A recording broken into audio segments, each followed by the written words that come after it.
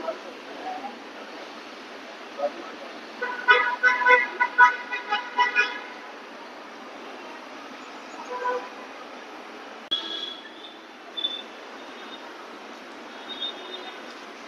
आम्ही जळगाव जिल्हा एकता संघटन माननीय पोलीस अधीक्षक साहेब यांच्या भेटीला आलो।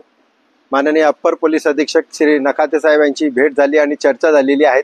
आम्ही सर्वप्रथम पारधी येथे तालुका पोलीस स्टेशनच्या पोलीस कर्मचारी व खास करून आमची लाडकी बहीण योगितावर जो भ्याड हल्ला पारधीच्या गावकऱ्यांनी केलेला त्याचा तीव्र शब्दात निषेध केलेला आहे आणि त्या सर्व आरोपींवर कडक कारवाई करण्याची विनंती केलेली आहे।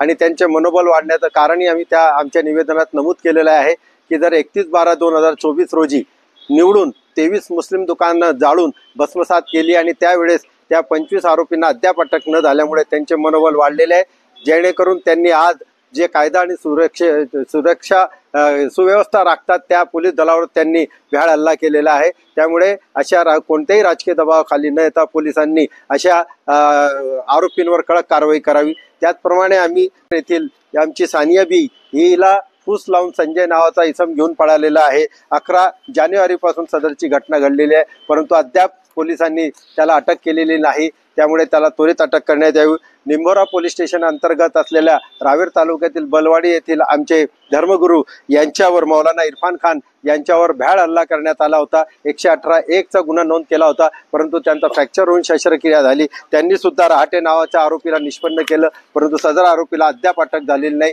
म्हणून आम्ही त्याला अटक करण्याची या ठिकाणी मागणी केलेली आहे। त्याचप्रमाणे शिरसोली येथे 29/1/2025 रोजी गोमांस विक्रीच्या संशयावरून आमच्या जळगाव तामापूर येथील शेख युनुस शेख बुरहान यांना नग्न करून धिंड करून त्याला क्रूरपणे मारहाण करण्यात आलेली होती, परंतु त्याची तक्रार आजपर्यंत घेतली गेली नाही।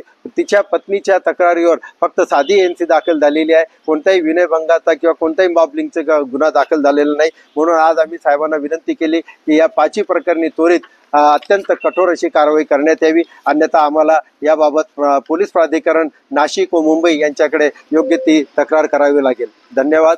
एकता संघटन समन्वयक फारुख शेख, जळगाव।